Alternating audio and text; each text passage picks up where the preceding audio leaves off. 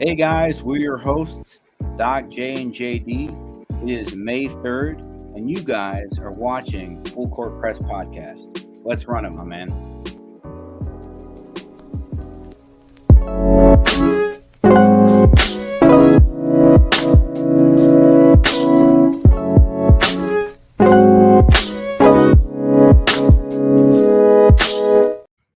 Hey guys, you're watching the Full Court Press Podcast with your host, Doc J and JD. First and foremost, before we start, we just want to thank everyone who watched the Luka Doncic trade rumor that we addressed.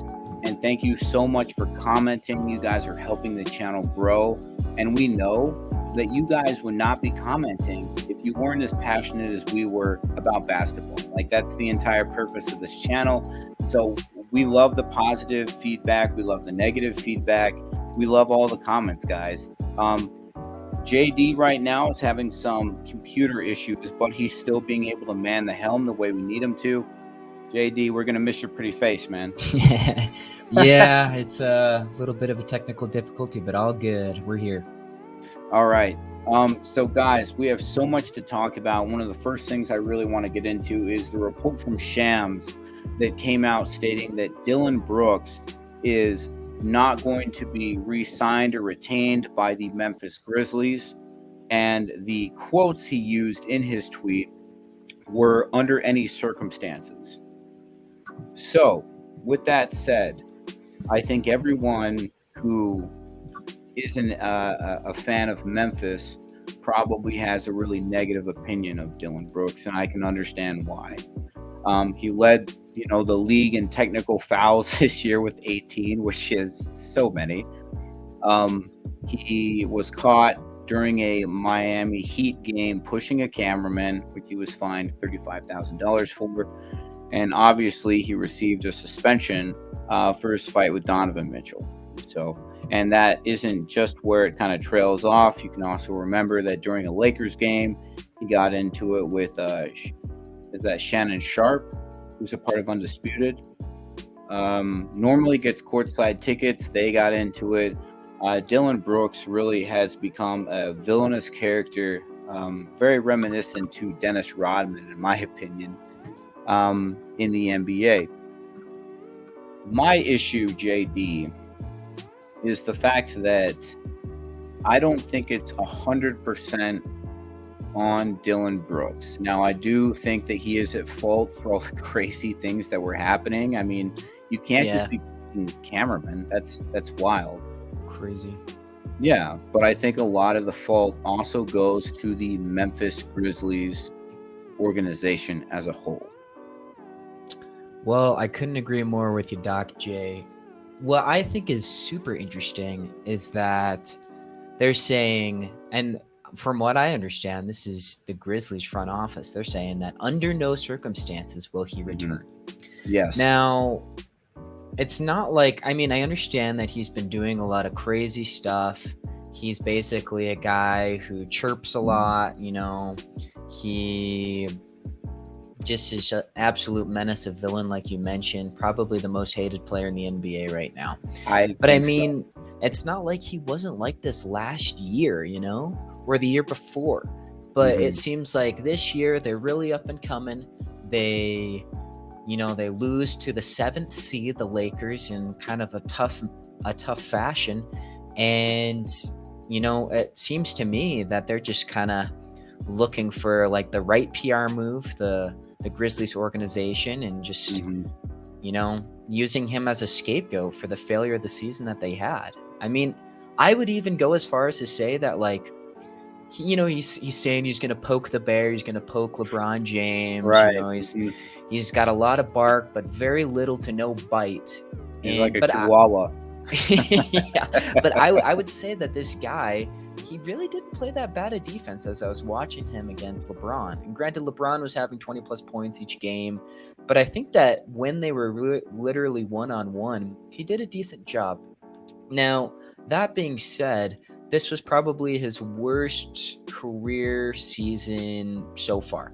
He averaged something like 14.3 points this year, not bad, but only shooting 39% field goal and around 32% from three. and it got a lot worse. In the postseason, he was only shooting 31% field goal and 23% from the three. So he's shooting awful. But even considering all of that, I think that they want to try and reshape their org. Maybe they've addressed that.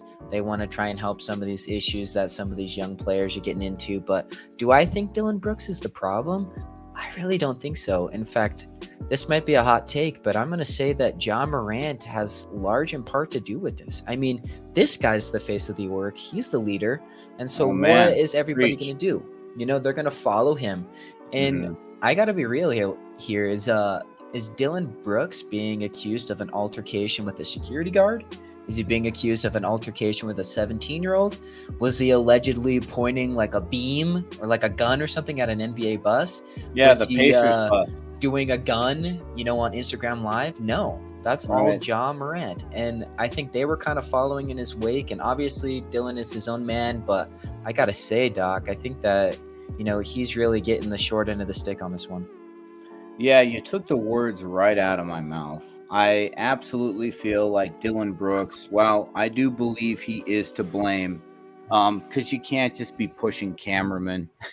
You can't be hitting guys in the nuts, and when you lead the league in technical fouls, like you do have a part to play in that, but the organization does as well. At any point in time, they could have stepped in and righted the ship as far as the Grizzlies' actions outside of the basketball court. I'll tell you this. I think if Dillon Brooks played for the Heat, if he played for the Lakers, if he played for the Jazz, the Spurs, this would have never even gotten to this point, But the organization as a whole, Memphis, just kind of turned a blind eye to all this. And at first it started really with, this young core playing with like a chip on their shoulder, which I love. Mm-hmm. I love that. And I think everyone loved that. It made them fun to watch. They were confident in themselves and they just wanted to play basketball. And, they respected everyone at that point in time, but they didn't fear anybody. And then it kind of switched. All of a sudden you have these wild antics. Everyone's kind of embracing this strange gangster role that's going on, and the front office is to blame because at any point in time, like I said, they could have stepped in and be like, hey guys, let's relax. Let's chill out here. We're playing basketball. Like, play with a chip on your shoulder, but be a professional. You're getting, millions of dollars every single year. With that said, I do think the organization is kind of using Dillon Brooks as a scapegoat. I know they also commented saying that they're going to rethink their trash talk moving forward. But the culture is set from the coach and the owners and the organization. The players are going to fit kind of whatever mold you create as the culture. So Memphis, they have a lot of work to do in that sense. It looks like they're going to put Dillon Brooks on the cross. I mean, like I said, he is to blame for a lot of things. You can't be pushing cameramen. That's insane. You can't be not fulfilling your contract obligations by not speaking to the media. You can't be leading the league in technical fouls.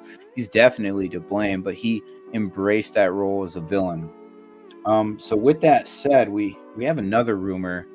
It's not really a rumor because it was reported by The Athletic's Jake Lloyd on his Twitter page, but Donovan Mitchell might want to go back home.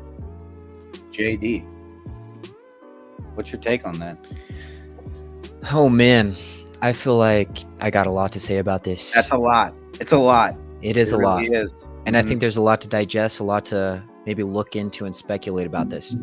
Now, I would say, when Donovan Mitchell was traded to the Cavaliers, it was a win-win situation, at least in the eyes of both the Utah Jazz as well as the Cavaliers. Happy receiving Donovan Mitchell, who had an incredible regular season, who has basically going to be an all-NBA player. He's an incredible guard. For the first time in his career.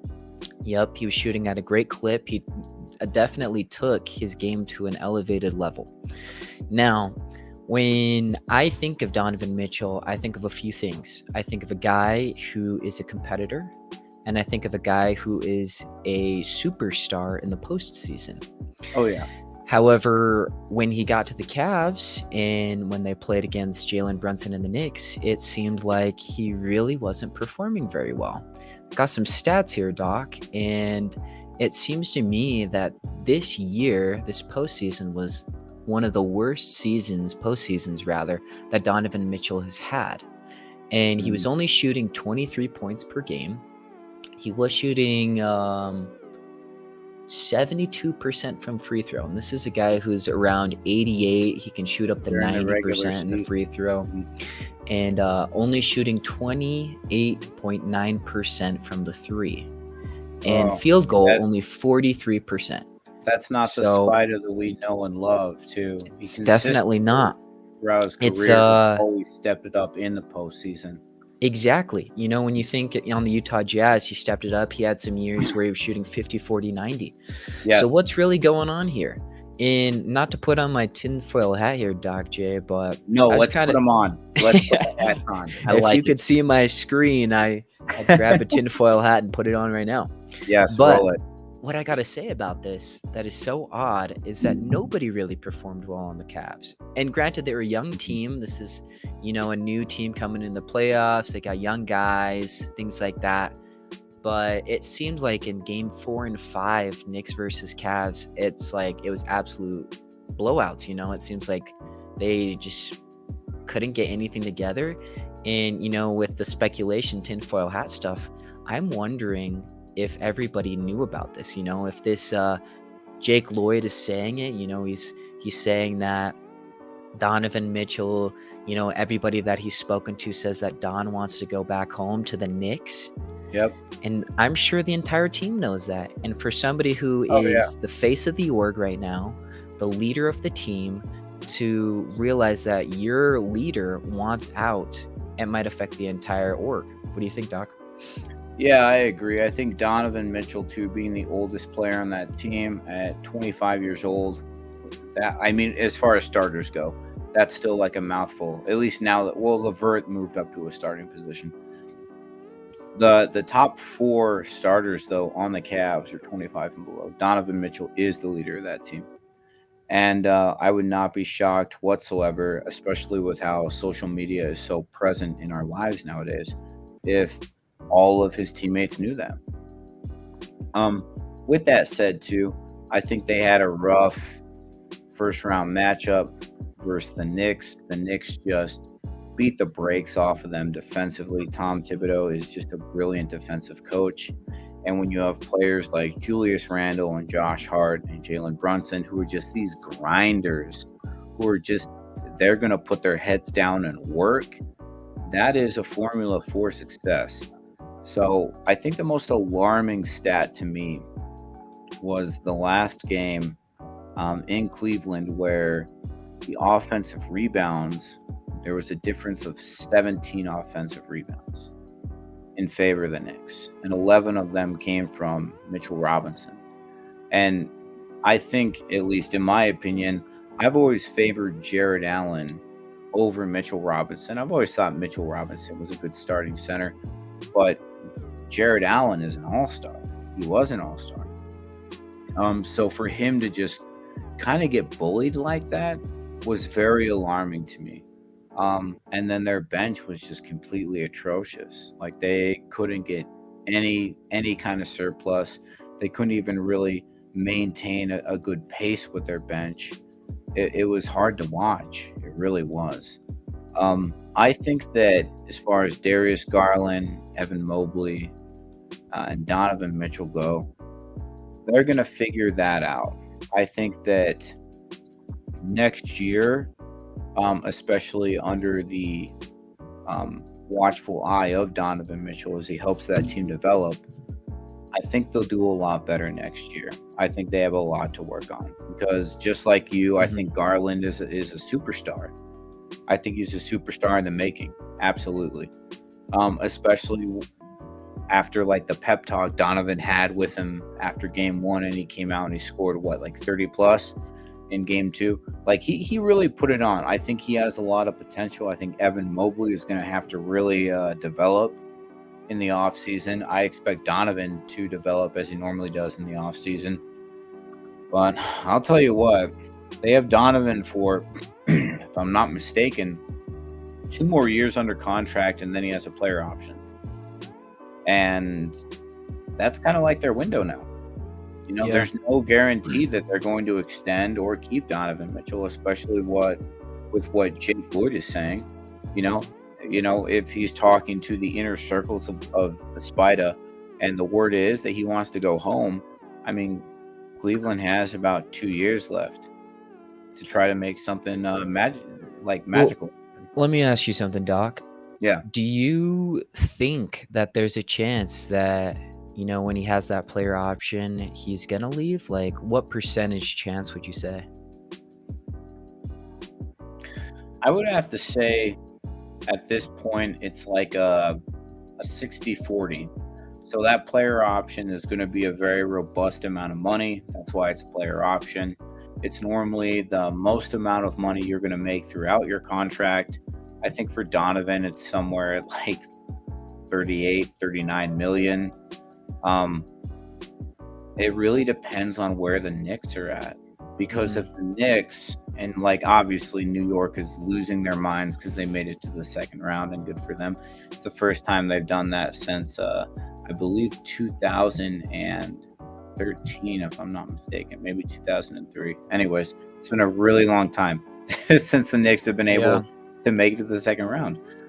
If they are sitting stagnant and they're unable to advance within the next 2 years, let's just say next year they make the first round and get bounced, but then maybe the year after that they make it to the second round but still lose, then I can see them totally taking a swing on Donovan Mitchell. Why wouldn't you? If he's the missing piece and you have the foundation,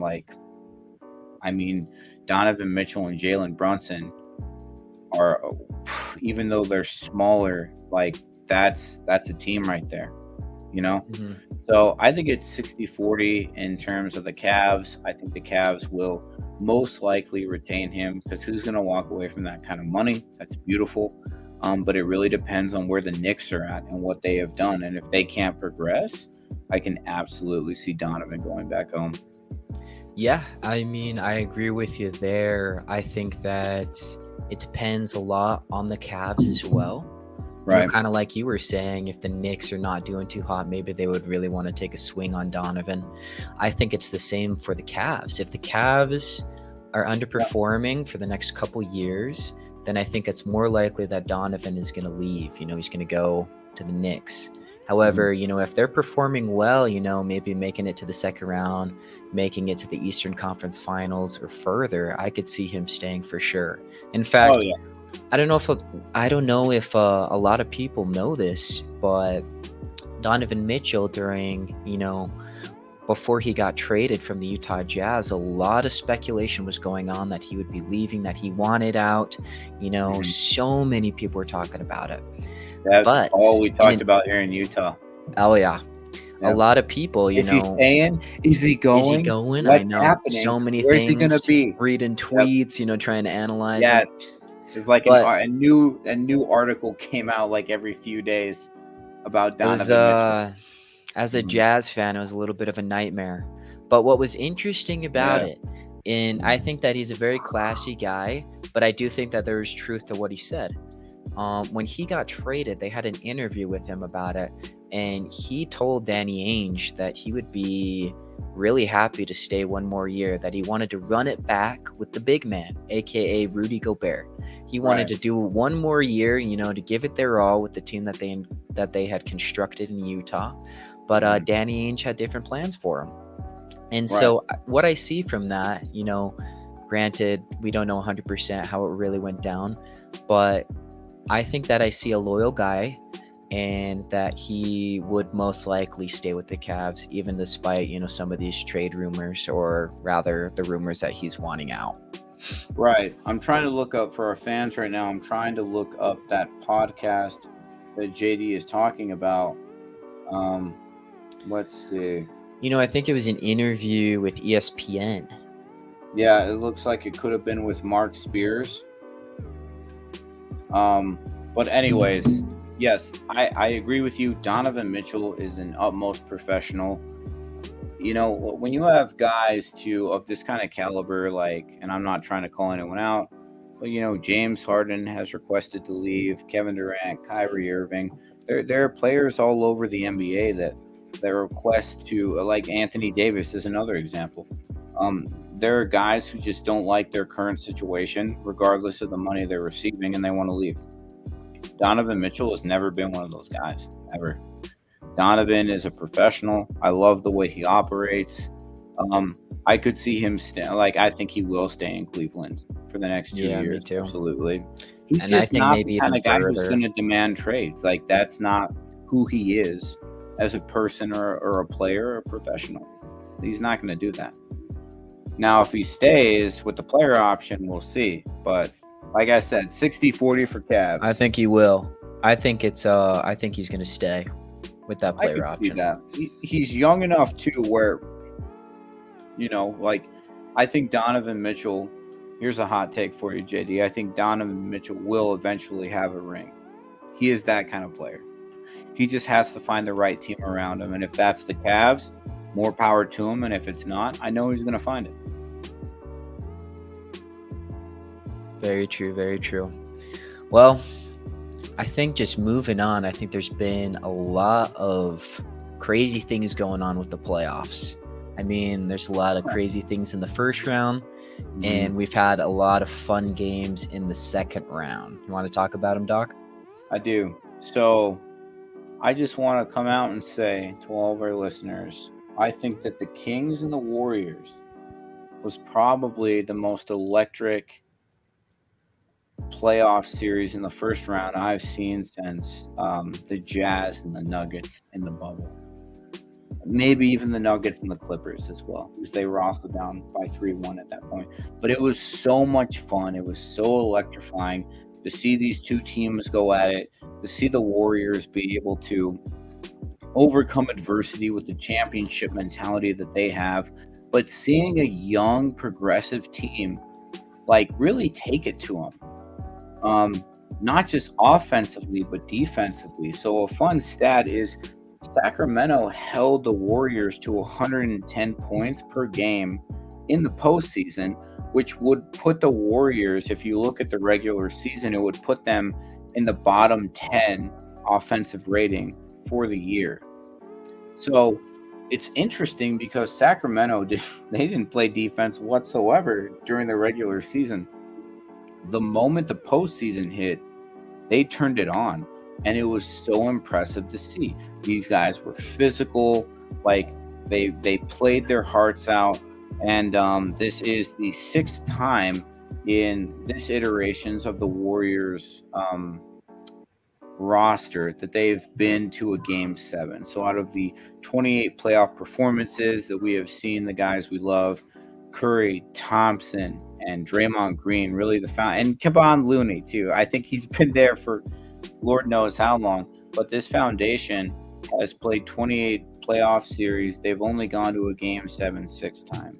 This was the 6th time, and the Kings gave it to them. They really did. And I think if the Kings were had more playoff experience and were a little bit more savvy, they would have pulled that off, honestly. But it was so much fun to watch. I loved it. De'Aaron Fox, and Domantas Sabonis, Malik Monk. You can't tell me that's not the young core for the Kings of the future. Keegan Murray, as Sacramento likes to say. That's fun. Anytime he scores, the announcer goes, Keegan, and they go, Murray! It's beautiful. I love the way they've embraced this young kid. But I love the culture they built. I think Mike Brown is a brilliant coach. He actually coached for Steve Kerr for a while on the Warriors. He understands how their system works. He's created a brilliant offense. He has brilliant players. And no one can tell me otherwise that the Warriors are not a little bit hobbled from this. Oh, yeah. When you've only gone to, and let's bring it back full circle, when you've played 28 playoff rounds and you've only gone to Game 7 6 times, That says something. And my question is too, and I got to look this stat up. How many of those game 7s were in the first round? I'm sure it wasn't. I would wager the house it's probably not any of them. Yeah. You know, especially when you look at that series too. It was the first time in Steph, Clay, and Draymond's career that they've been down 0-2 in their 28 playoff performances, and now they're down 0-1 against the Lakers. And let's talk about that. Anthony Davis. I mean, my man, I thought you were made of glass, but you're proving me wrong, and I love it. I love it. My favorite section or possession, I guess, is how I should say it, from the game between the Lakers and the Warriors was at the very end. And I think Steph cut between two defenders and he went for like this floater. And Anthony Davis blocked that the same way you would block like your 5-year-old brother. And I was like, oh my gosh, this dude's for real. But the Lakers bullied them on the inside. They beat them in the paint relentlessly. They beat them in the rebounding category. And I think it's also interesting that Steph, Jordan Poole, and Klay Thompson made 18 of 43s collectively. Just those 3 players. Like, that's an entire team when you think about it. Those 3 players shot 18 of 40 from 3. The Lakers made 6 of 25, and they still waxed them. I think there's a lot to digest from it. Yes, I totally agree. Like, and that's what I'm saying. I think the Warriors are tired. There's no shame in it. You just faced this wild young buck team who took you to 7, who had the number 1 offense in the NBA, number 1 offense in NBA history. Like, that team, like the Kings are going to make the playoffs, you know, for the next 3 to 5 years, like, in my opinion, consistently. You cannot tell me, no one can tell me that they're not legit after that kind of performance. They made it to the 3rd seed, but they took the Warriors to 7. That's playoff basketball. They're definitely a new and up-and-coming team. A team that's never made it. Never made it. They took the Warriors to 7. And what's interesting about it, Doc, is De'Aaron Fox. De'Aaron Fox was just tearing it up, you know, and they couldn't stop him. Nobody could stop him, you know. Offensively, he was just an absolute animal, and he was looking like the best player on the court. And then he fractured his finger in Game 4. And who doesn't take the last shot? De'Aaron Fox. And I think it's because of that. I've heard that his finger was on fire or something during that time. Now, if you remember that game, the Warriors were up something like 4 points. Steph calls a timeout. I don't necessarily blame Steph. You know, he wasn't sure. Maybe the coach should have been more vocal about been aware of his not having any timeouts. I don't know.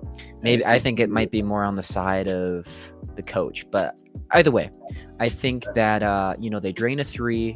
They have the ball with the last shot, and Harrison Barnes takes the shot. Now, I think this is still a little bit of the rookie, well, not the rookie, but maybe like the rookie postseason mentality type thing. They're kind of newer, you know, they're allowing things to kind of slide by. I noticed that Draymond a lot of times is holding people on screens, as he does, but I think that a veteran team's not going to allow that, you know. And we know that Steph scored 50 points in that Game 7, which is incredible, you know, maybe one of the best performances Steph has had in his career. But it drained him, as you were saying. How can you not love Steph Curry? Something interesting about this, Doc, is they're getting on the bus to go to the Kings. And Jordan Poole, Kuminga, some of the young guys are complaining that they're not getting enough minutes. And Steph, you know, comes out and says, a guy who's not necessarily vocal all the time, but when he says something, you listen. And he says something along the lines of, hey, you got to, you know, there's a reason that you're not on the court, you know, if you're going to complain about it, don't get on the bus. You know, that's a leader mentality there. And you know that something's going to happen within that game when he scores 50. By the way, for all of our listeners who are wanting the reference for what JD's talking about, Ramona Shelburne is the one who reported that. So and she reports for she's a NBA journalist for I think most of the California teams. Look up Ramona Shelburne, but JD, you're right. Please continue, my man. Yeah, and I mean, he made him look like a bunch of school graders out there. He's dribbling by everybody, he's scoring super so easy. Good. He's but so good. Just getting back into that Lakers-Kings game, or not Lakers-Kings, Lakers-Warriors game, Mm-hmm. You could tell that there was some fatigue there. And not only the Lakers had time to rest, which I think maybe large in part showed how Anthony Davis with a little bit of rest can really turn into that top 10 player, just an absolute dominant guy. And I think that, even though they're down one, I think the Warriors can still easily take the game. It's still just beginning. But I think the X factor in this series is Anthony Davis.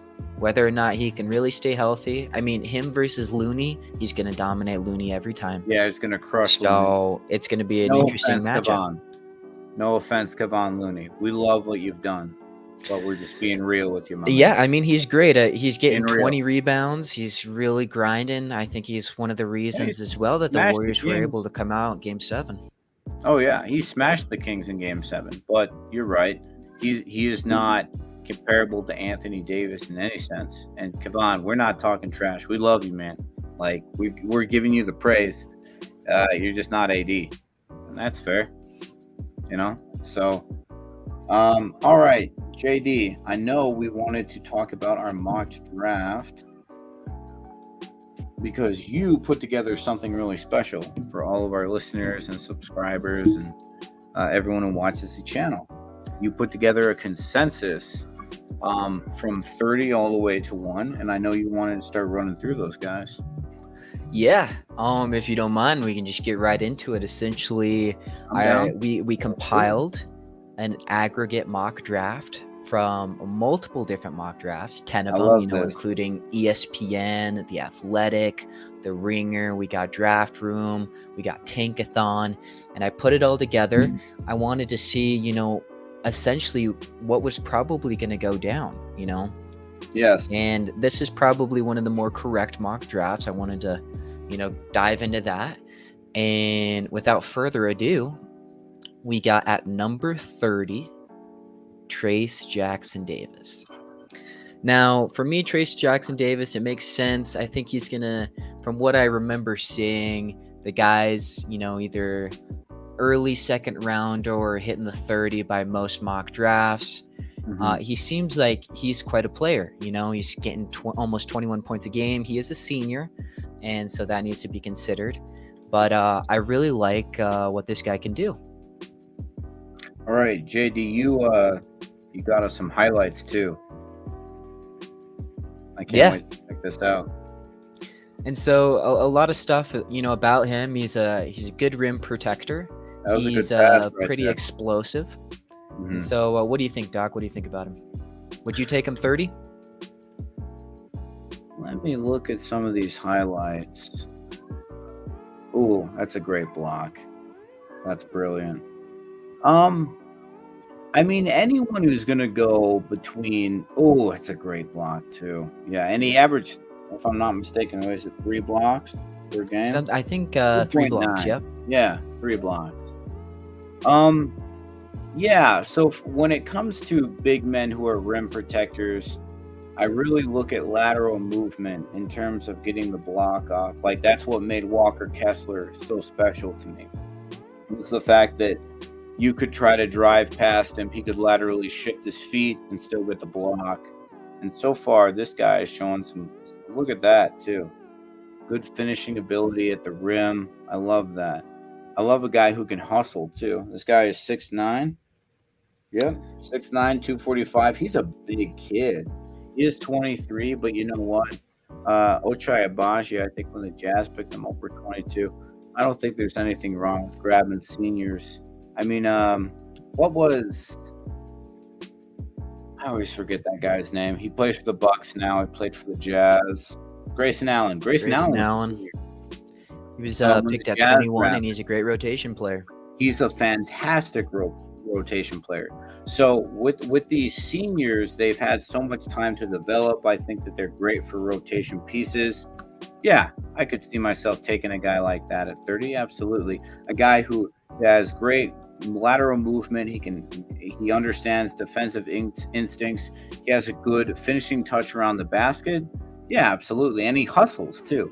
Mm-hmm. You got to have a big man who's going to hustle for you. I love that. The only thing that I think people might be a little bit skeptical on, and maybe why he's not a little bit higher, is that he doesn't have a really good jump shot and he doesn't have a 3-point game. And here's the thing about that stuff. All of your shooting mechanics in the NBA can be fixed. Exhibit A, look at Lonzo Ball. When Lonzo Ball first came into the NBA, this dude, I mean, you remember, JD, this guy couldn't shoot a free throw because his form was so ugly. But over time, he's developed. He went from LA to the Pelicans and then to Chicago before that career-ending injury. And Lonzo, we still hope you come back. Prayers to you, my man. But Lonzo developed his shot. You can get with these shot doctors. I mean, Chris Brickley is a great example. Chris Brickley will teach you how to shoot. So I think that's stuff that is manageable and you can learn in the off season. I think heart and athleticism can't be learned. Yeah, I agree. I think that it's going to take some determination, but a lot of people are able to develop in the NBA. And moving on. You got the money. You got the money. You got the moolah. You gotta have that determination. You got that cheddar cheese. Use it. So number 30, we had him, Trace Jackson Davis. At 29, we move on to Noah Clowney. Okay. Now, Noah Clowney, he's a freshman. He's coming out of Alabama, maybe a little bit in the wake of Brandon Miller. But the guy seemed like a really good player. And I've seen him as high. I think on ESPN's they had him near the lottery. I think I saw him around 16. Worst rank, he's in the second round, a little bit late second round. But the aggregate puts him around 29. Now, this guy, I think that he has potential. I like the fact that as a big man, he was able to shoot, decently from the free throw line. He was able to put up some good numbers. 28% is not bad. Not bad at all. And that's what I'm saying. A lot of centers, especially like the NBA is obviously transitioning. There's a lot of centers that just won't shoot threes. So I'll take 28% all day. Mm-hmm. He's a guy who has the potential to spread the floor. He worked very well with Brandon Miller. He's able to shoot the three, as we mentioned, and that can always be worked on. But whenever a big man is able to shoot and be able to spread the floor, I know that a lot of NBA analysts like that. He's a good rim protector, a guy who can, stay by the lane, shooting pretty decently field goal percentage, as a lot of big men do. But he's somebody to really consider. I like his hands. I really like his hands. He looks like he's the kind of guy who understands pick and roll very well. He has, once again, great blocking instincts. I like the ability to stretch the floor, but I like the way, like that right there. When a guard is running a pick and roll and you can catch a bounce pass as a big man and you can put it up, that is a very impressive skill for a big man. You want to be able to do that. So he has great hands.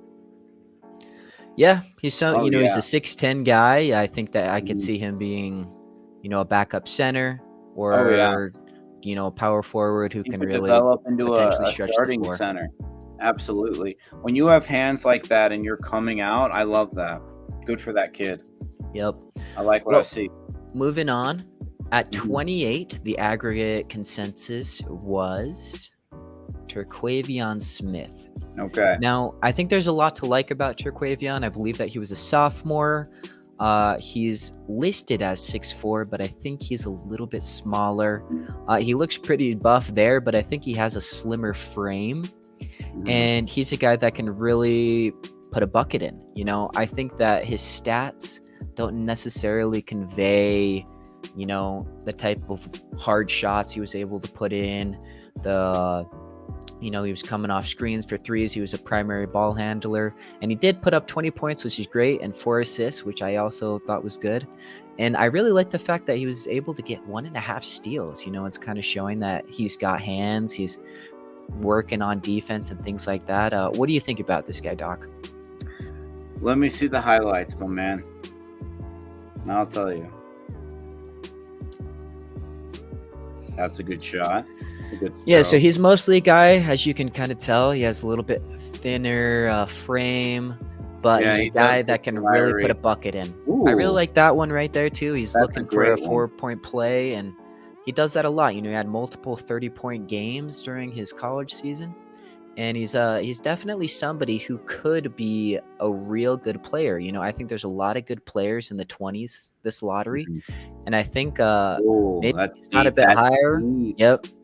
I think that this guy could really turn into something. He didn't have the best stats, but he might be able to, with an NBA floor, with spacing and stuff, he could really turn into something. Yeah, I like his stroke from the 3. Oh, look at that. A steal, too, and the pass. That's good court vision. I like what I see. He's definitely a guy who could be a rotational piece. And, like everyone who's listening to this understands as well. Any of these players, if they really devote themselves and put their money into their development, they can become something unimaginable. Like they have the money and the assets to do something like that. So it's really on them individually. Like, you have to have the Mamba mentality. But what I see from this guy athletically, I like his shot. He has really good fundamentals, which is great. And once again, he's a hustler. And I want to see guys hustle, especially when you're bigger. And he's bigger. You said he's 6'4" for a guard? He's 6'4". I think he's a little bit smaller than that, maybe 6'3", but he's listed at 6'4". Okay. That's not bad for a shooting guard. That's a big point guard if he could learn to facilitate. And 4.4 assists is pretty good for college because of how the rotations take place. No one in college is playing, besides Anthony Black, I think played more than 30 minutes this year. Anthony Black, I think, set the record with 33, which is insane. That is. That kid's going to be something special. But all of these kids, they have to work their game into the minutes they're given. So I like that. Yep. I like it a lot. Not bad. Moving on, I have somebody that I really like. I think this guy has a lot of potential, and he's typically listed around where we're seeing him at 27. It's Sidy Cissoko. This is your guy right here. I like Sidy. Mm-hmm. Now, something to consider about him as well, I've seen him listed all over the place at 6'5", 6'6", 6'8". I think he's more around the 6'8" echelon. I think he's a bigger guy, and maybe even 6'10". He's got maybe a slower first step, which is maybe why he's not taking as much. He's not super crafty when it goes to driving to the rim. But something I really like about this guy is when, he obviously played on the G League Ignite. Right. But something that I liked about him is when, let's see. There he is. Something that I liked about him is he was somebody that played point guard when Scoot Henderson was out. Mm-hmm.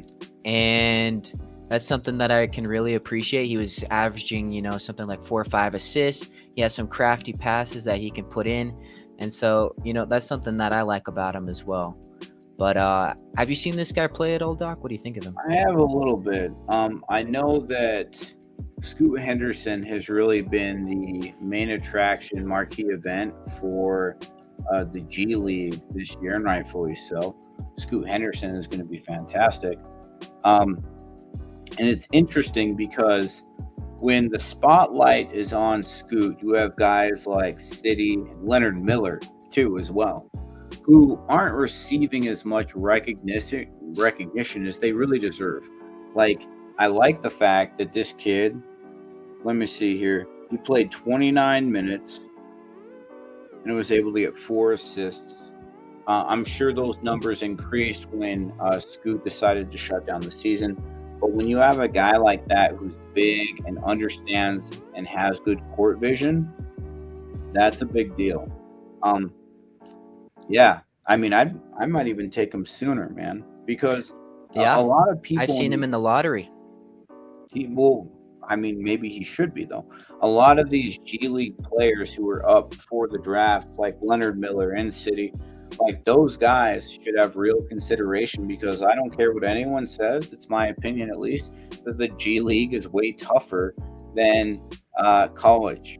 It just is. You know, you're playing with full-grown men who have either been in the NBA and are trying to get back, or who have just been grinding, trying to get to that spot and get that contract. College isn't like that. You get to return to your dorm. You know, you have your roommate. Your dad takes you out to dinner. You're not eating, you know, like you're not eating tuna fish out of a can or whatever. Like the guys in the G League, they're not afraid to grind. They're hard players. I just think the G League is more competitive. I really do. So, yeah, City. Hey, my man. I love it. Yeah, I like City as well. He's definitely somebody that I would like to have on my team, and I think he has a lot of upside. I think that he's a great passer as well, and is maybe underrated in that regard. So we'll have to see how he does it in the NBA. Moving on. 4.4 though within 29 minutes, and like I said earlier, not bad, right? That time expanded when Scoop came out. His last game was March 9th, but hey, that's a skill that your point guards and shooting guards really need to have. Like, they're the ones facilitating ball movement. If they can't get the ball rolling, what are you going to do? Yep. Well, moving on, we've got Colby Jones, and I unfortunately don't have any tape of this guy, but he is somebody who is typically around this spot. He's a 6'6" junior out of Xavier. I've kind of seen him. I think his best rank, I saw him on Bleacher Report at about 19. He tends to be a first round, later projector, typically around 26 to 28.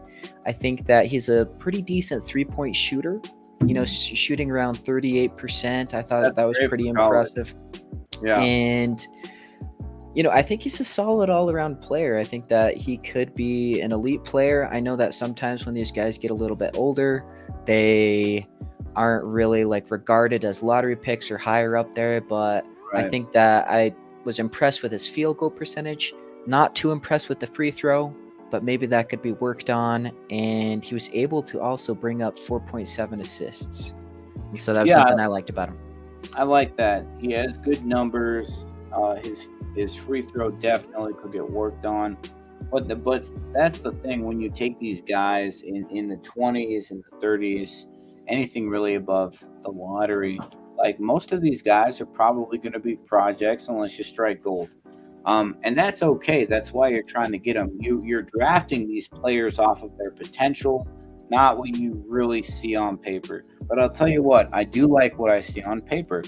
38% from 3, that's fantastic for college. 51% field goal, I love that. The points, whatever, he can work on that. The assists, those 3 categories are massive. So he has great shooting mechanics, he has great court vision. That's the kind of guy I think most teams will want to take a swing on, because you can build the rest. 1.4 steals, that's fine where it is, in my opinion, for a guard.